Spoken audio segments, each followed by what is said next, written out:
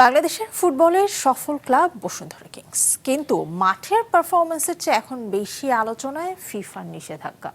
নতুন করে আরও একটি ট্রান্সফার ব্যান যুক্ত হওয়ায় ক্লাবটির নিষেধাজ্ঞার সংখ্যা বেড়ে 12টি হয়েছে। এখন সময়মতো নিষেধাজ্ঞা না উঠাতে পারলেও শুধু লিগ নয়, নতুন মৌসুমের সূচিও বদলে যেতে পারে, জানিয়েছে বাফুফে।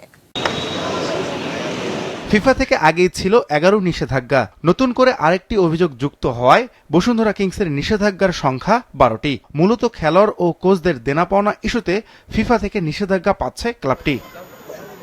7 আগস্ট ক্লাব লাইসেন্সিং এর শেষ সময়। এর মধ্যে নিষেধাজ্ঞা না উঠলে লিগ খেলতে পারবে না বর্তমান চ্যাম্পিয়নরা। ফিফা নিষেধাজ্ঞা পাওয়ায় আরও ক্লাবগুলোর মধ্যে আবাহনীর বাকি একটি। এছাড়া ফকিরেরপুল, ইয়াং মেন্সের রয়েছে দুটি ক্লাব চেষ্টা করছে।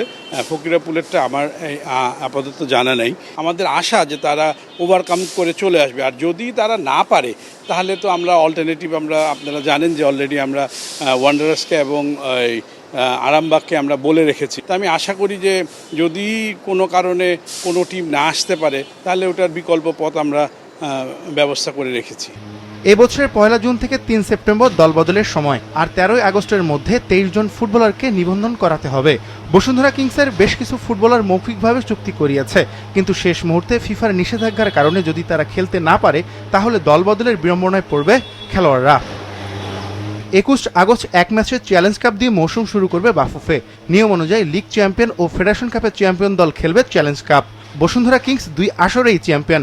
নিষেধাজ্ঞায় তারা না খেলতে পারলে লিগ ও ফেডারেশন কাপের রানার্স আপ খেলবে চ্যালেঞ্জ কাপ। আপাতত আমরা আমাদের কোনো পদক্ষেপ নেই। এটা যদি এরকম কোনো সমস্যা হয়, আমাদের প্রফেশনাল লিগ কমিটির একটা মিটিং হবে। তারপর আমাদের যেটা সবচেয়ে বড় হচ্ছে আমাদের যে এক্সিকিউটিভ কমিটির একটা মিটিং হবে, সেখান থেকে আমরা এটা জানতে পারব। ক্লাবগুলোর ওপর ফিফার নিষেধাজ্ঞা দেশের বাইরে সুনাম ক্ষুণ্ণ করছে, এমনটাই মনে করেন বাফুফের কর্মকর্তা।